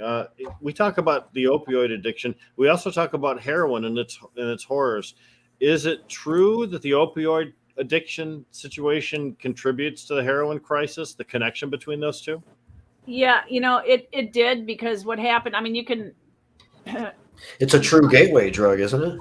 And opioids, the prescribed opiates. Yeah, I mean, it was documented nationally, where you could see on about 2000, like it was around 99, that the Joint Commission for the Accreditation of Healthcare Organizations, or JCO, which is one of the bodies where you could see on big hospitals, they had pushed that measuring pain was an additional vital sign, right? And so they were warning hospitals that if you have a person come in who's reporting pain and you don't address it, you're setting yourselves up for liability. So that's how, so all these hospitals thought, okay, now we have to address pain and we have to address it with opiates because otherwise we could be sued. So JACO is who really pushed this. And that was around 99, 2000. And then, by 2005, we are seeing a lot of problems with opiate overdose deaths. That's when I became a part of some national work groups that were coming together in 2005. And so something that happened in 2005 that hadn't happened previous to that really was the Center for Substance Abuse Treatment, which is a federal agency under Substance Abuse and Mental Health Services Administration. They started to convene some national calls. And it was really the first time that traditional treatment started to talk or invited harm reduction providers to the table, because when harm reduction implemented syringe access in New York City, they brought the HIV infection rate down from before syringe access in New York City, 56% of the injection drug users were living with HIV or AIDS. And then after harm reduction programs were allowed to implement syringe access across the 5 boroughs of New York, they brought that infection rate of HIV down to 18%. So those kinds of successes in public health are really pretty unheard of. And so that's when some of these people kind of stood back and went, wait a minute, maybe these people know what they're talking about. Maybe we should listen to what they have to say. So it was syringe access and the success of syringe access in New York City and some other places that really got harm reduction to the table. And at that point, harm reduction providers were beginning to do overdose prevention with naloxone distribution. And in 2005, CSAT started to convene these national calls where we were all talking to each other really for the first time. And so that's how we started to get more syringe access programs across the country. And also how we started to distribute some of the medication that reverses an opiate overdose. But so yes, it really did start with this overprescribing of opiates.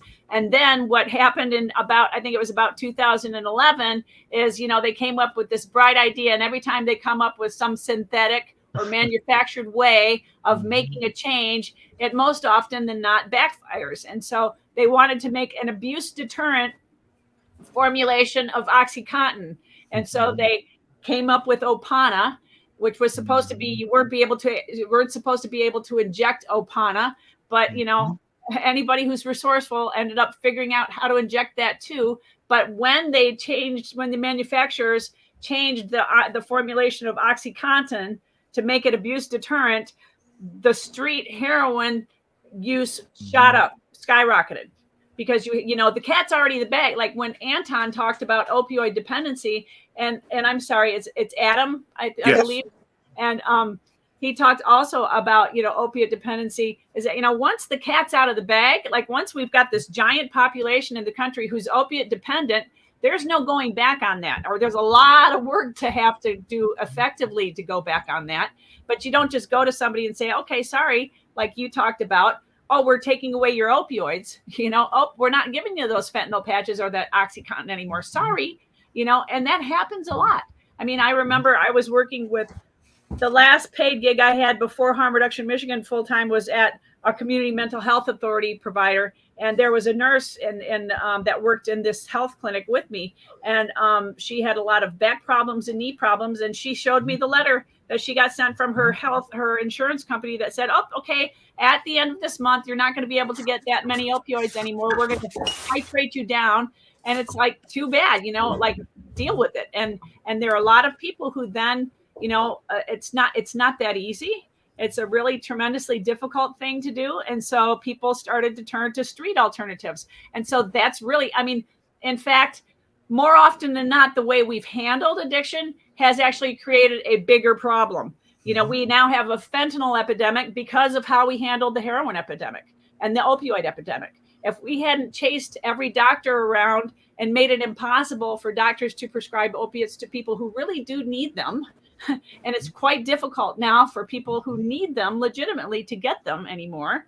And so we chased the doctors around and squashed their prescribing, and then we also, squashed as many heroin dealers as we could. And so now what we have is a lot of fentanyl, because the cartels figured out that fentanyl was cheaper and easier to smuggle than heroin. The cartels now own the ports on the western coast and as well as in the Gulf Coast of Mexico. So there is no going to the Mexican government and saying, hey, you can't let, we know that it's not really the fentanyl that's being shipped in from China. It's the precursor chemicals to making fentanyl that come in to Mexico, because, the cartels have figured out it's cheaper and easier to smuggle.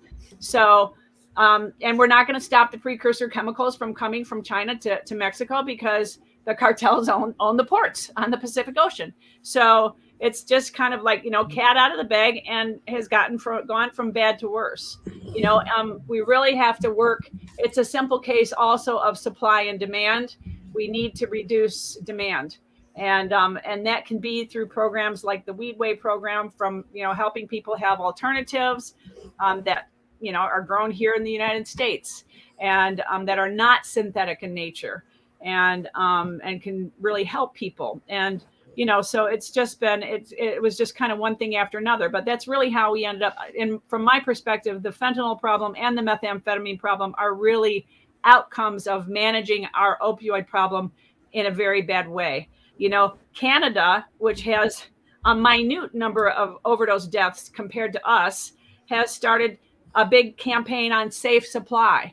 So they have dilaudid machines on the street in Vancouver. So if I'm an opiate addict who needs opioids for pain management and I have a legitimate prescription, then my doctor programs this machine so I can go to this machine and get my Dilaudid out of this machine based on the prescription and the quantity programmed by my physician, and I can get my medication that way. So they're doing Dilaudid prescription, heroin prescription. That's the way the U.S. should have handled it. But instead, we ended up with now a huge fentanyl problem and a huge methamphetamine problem, which from my perspective creates much bigger problems mental health wise than the opiates ever did.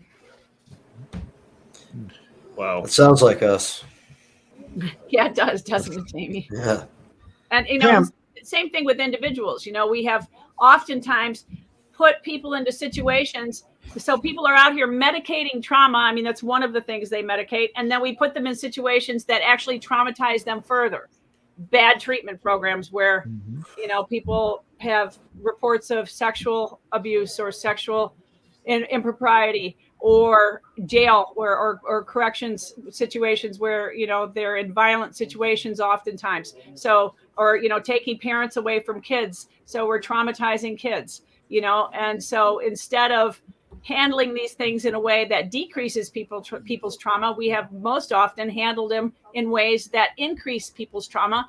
And unfortunately, we all too often, I used to teach master's social work for Grand Valley, and that was one of the things that I would really ride people about is, if you're going to do this job, you better know your issues, because the last thing I want to see is somebody out there in a position of a corrections officer, a social worker, a doctor, a nurse, who's acting out their issues on the people they're supposed to be helping, because they're not aware enough of their own issues and have not worked through them. And unfortunately, we have a lot of situation where that's what's going on. Pam, I'm curious, do you advocate for other plant medicines, such as like kratom's a big topic right now and around the country for folks that don't know, it's a plant that comes from Thailand, usually related to the coffee family, I believe. And in the opioid community, it's been used to basically ease withdrawal symptoms, because at a low level, it stimulates opioid receptors or something to that nature. Are you familiar with that, Pam? I am familiar with it. I've, had for about 15 years. I mean, when I first came back to Traverse City, there wasn't enough HIV here that came from drug use to really have a job in HIV. So I actually switched over to counseling, really, as I've been working as a therapist previous to going to Harm Reduction Michigan. And I had a lot of people who used kratom to manage getting away from opiates or to stay away from other things also. And so it has. I've known a lot of people that used that substance in particular. You know, we don't advocate so much for it as we have the Weed Way program, because I've just been pretty impressed at what the marijuana products can do, and the diversity in product availability, and the different types of products that can address so many different things. I really had no understanding. I mean, a very, very nominal understanding of what was possible previous to getting involved in this program. So it was pretty exciting for me, because there was really a lot to learn, and there still is. I'm a novice, you know, but it's exciting. There's a lot of very helpful things out there, just in the marijuana field. Yeah, the entheogens too, though. I mean, we talk about, you know, taking mushrooms as a mental reset. I can't think of a group of people who would more benefit from having a couple of hours of self-exploration at no cost to them, you know, physically, mentally, or financially. So yes. I hope that that's a relationship that proves to bear fruit for you. Yes, we would like to take our therapy in that direction. And I believe that it's got the potential for very helpful outcomes for people. I think, you know, from what I understand, there's, you know, people that are able to break through longstanding issues with some of the psychedelics that they've not been able to break through before. So that's really hopeful. Great. Wow. I think it's also hopeful to see the just media kind of get behind psychedelics and cannabis in the way that, you know, you see articles now in mainstream media that, you know, pointed out, even Dr. Sanjay Gupta on CNN, I think he's on his 3rd or 4th special on cannabis. 6. They just did 6. They did 6? Okay. God, time flies. You got to catch up on a couple. I guess I Yeah. did. I guess I did. Yep. Yeah, it's happening. It was about I can autism. see that happening. I'm very hopeful of seeing that. So there are, I mean, I haven't heard about it lately, but I remember a clinic opening up with the philosophy of using cannabis as a way to do exactly what we've been discussing, and, you know, help people get away from dangerous substance dependency. And, you know, it seems like that probably is going well. If I just check up on it or something. I remember that. Do you know what I'm talking about, Pamela? Have you heard about that? Yeah, you know, as a result of, we're hoping to apply for some funding next summer if they issue the same request for proposals that they did this past summer. And so we've been building our project and the research that we plan to do with our project. And so in researching what was out there, I was able to identify some stuff in California. There was a clinic in Los Angeles. From what I could follow up on, the furthest along the trail I could find it had moved from Los Angeles to San Francisco, but I don't really know what's happening with it at this point. But that's probably more about me having to like put that down and write grants to try to keep our current programming, Right. Above water. That's probably more what that's about than lack of interest. It's definitely not lack of interest, but, you know, just keeping our doors open became the priority after August. Sure. So, and then I knew of a woman, a guy who used to run our Midland clinic had a Facebook person that he was in contact with, who used to have a program that she had set up. I think it was in Massachusetts, doing the same type of thing, but I don't know what happened with that program either. So have to pick that trail back up and follow it. Well, you really are doing work that not very many people around the United States are doing, and congratulations to you for that. And I'm certainly glad that, you know, you're able to match cannabis with people who can truly use it. How long is that Wayne State University study scheduled to go? Well, it's actually at this point no longer a Wayne State University study, because the lead researcher left Wayne State. And so Wayne State isn't going to continue it. So we are continuing it independently. And so we hope some of the core members of that group hope to apply for some funding next summer to expand the program. So we're working beyond the 10 minus the gentleman that died. So minus the 9 persons in the original program, right? Yep. Yeah. Yeah, we hope to have some of those people on here in the next couple of weeks, even, to talk about how that has gone and Good. that type of stuff. Yeah. Wow. Well, good success. I have a feeling like you might be receiving some some phone calls or some emails in regard to this.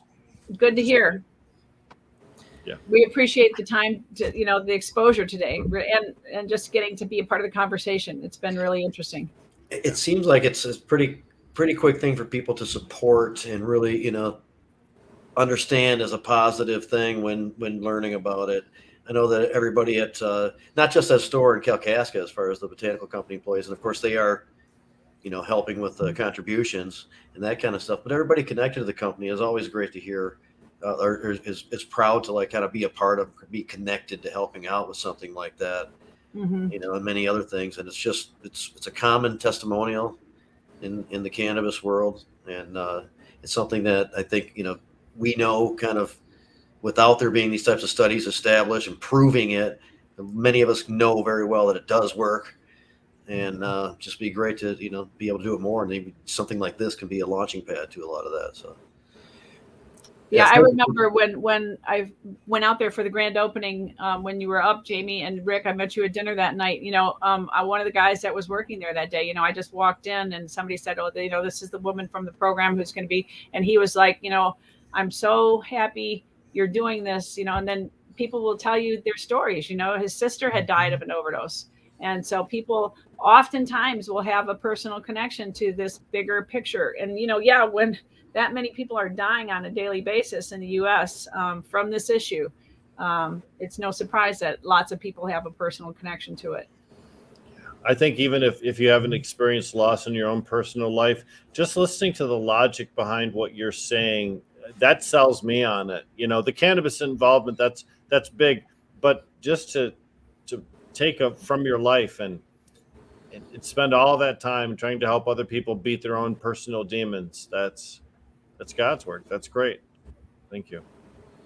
Thank you. So, I guess I'm glad you're still here and we're still talking about this, because one thing of interest that I remember, in discussion is that when you talk about the various locations, and sometimes it's one person and sometimes it's a little bit more, established, or there's more stuff going on or whatever, it is necessary for those people to have experienced in some level what we're talking about in order to head up one of those divisions or sections around the state, isn't it? Mm-hmm. Yeah, our IPSI person, I was able to just provide some of the supplies to our IPSI person, and he said that his participants are begging him for more access to this, more consistent access to this. And so there's a lot of room for expansion. I think that's a wonderful program that you're working there. We might be able to help with some of that. Sounds good. Yeah. And how many people, other than the 10 we talked about in that Wayne State former Wayne State University program, how many people does your organization interact with on, I don't know, a weekly, a monthly basis? Probably about 200 on a monthly basis. 200 to 400, depending upon the locations, because because of the lack of resources, we don't keep as specific numbers in some of our outreach locations. And then in some of the offices where we have more personnel, we can keep more specific numbers.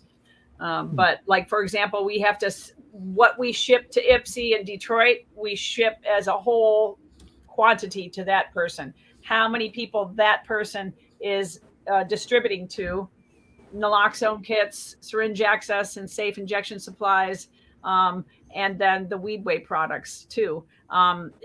It doesn't get reported as specifically. And that's really because of the lack of resources. We actually have a mental health organization, phenomenal mental health organization called Synod Residential Services in IPSI, who has offered us office space. We just don't have any funding to staff that office space. We could be open at their office space, 7 days a week. But we don't have the money to staff it, as it is. And so, but that's kind of typical, unfortunately, of a lot of locations. So. Wow. I understand. That's a lot of people that you're helping. It's a lot of wonderful to good. So, and then there's also a lot of what we call secondary. So we give, like, say, for example, And especially, you know, I mean, in areas of the state where drug addiction is really a revenue line for the criminal justice system. And that's a lot of the rural areas, right? People are very ashamed to even need our services. And so we've been in operation legally in Traverse City since 2018 and underground in some places in the state since like 2010. And people will still pull into our parking lot and say, well, you know, there's 5 people in the car, but they don't want to come in because they don't know who you are and they don't know what you're doing with our names. And so I came in and I'm getting a bunch of stuff for everybody out there. And then all of those people in the car will also give stuff to their friends, and, you know, and it spreads word of mouth that way. But it might take months for one of those people to decide that they trust us enough to come in. And, you know, and it kind of throw me. I mean, I understand because I've walked in those shoes, but, you know, I point out to people that if we were turning over people's names to the police, we probably couldn't be open very long, right? Because nobody'd want to come back.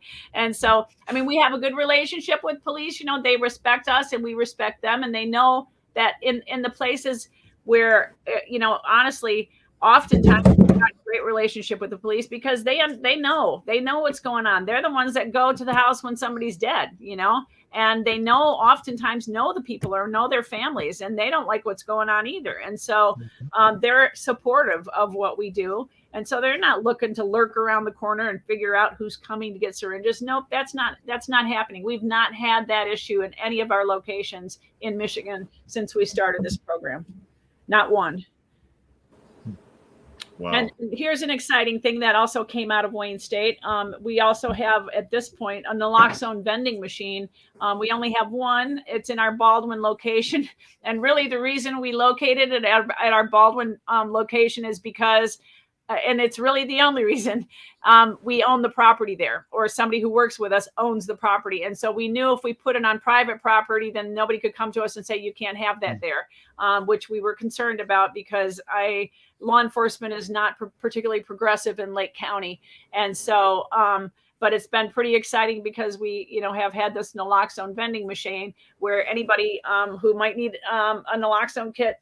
We had a mom in Sterling Heights contacting us for naloxone for her kid who she was afraid was going to overdose. She'd already responded to an overdose with her child once that day. He was like a 20-something-year-old kid, right? I say kid, that's not that young. But anyways, she knew he had an opiate problem. She knew he'd gone and copped some dope someplace and he'd already overdosed earlier in the day. She used her last naloxone kit to reverse his overdose. She was freaking out because she didn't have more naloxone kits, and she was pretty sure he had more drugs someplace and that he was at great risk of overdosing again.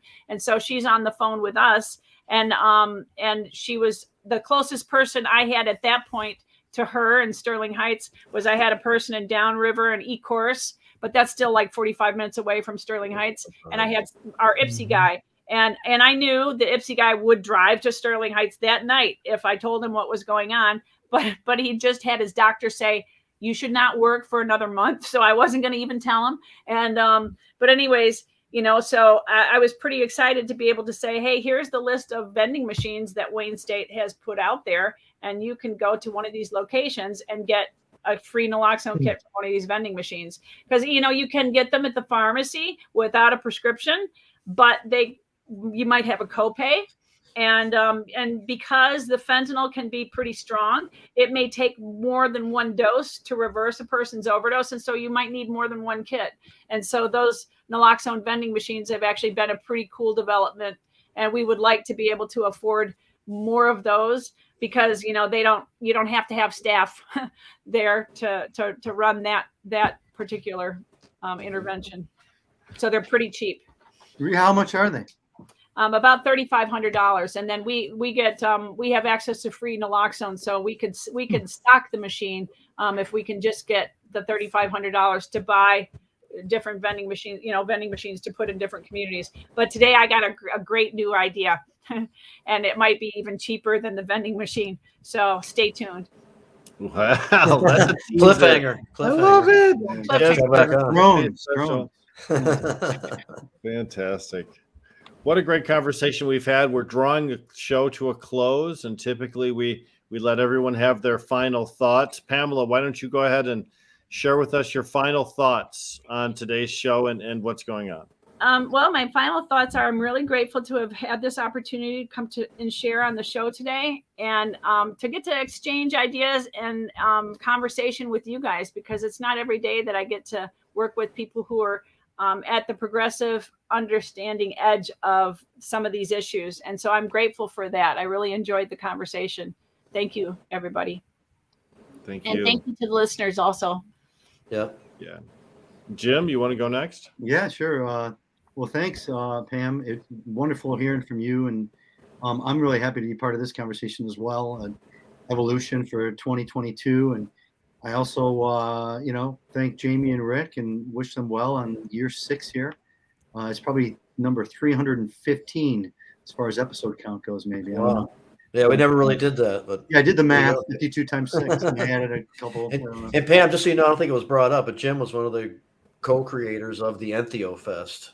Oh, cool. Yeah, and some other projects and Decriminalize Nature and many stuff in that world. So yeah, but thanks, Jamie. But yeah, so thank you guys. Great to be back, and let's go 2022. Well, Adam, why don't we do you next, sir? Sure. Yeah, I'm looking forward to 2022. I think we got a lot to do. I think cannabis is starting to move into the mainstream to where it's a daily part of people's lives, even if they may not be a consumer. They hear about it, see it, drive by a billboard. It's not the devil's lettuce that it once was, but I do think we have a lot to do, and I would thank Pam for her hard work, and I'd point out to those of us that go to sessions and events and whatnot that it doesn't hurt to grab some of the naloxone and throw it in your bag. I actually, at all the venues you see me at, I always have it in a bag somewhere. So it's worth having, because there's all kinds of people that just don't know what they're doing, and it's because the game has changed and they don't know the game's changed.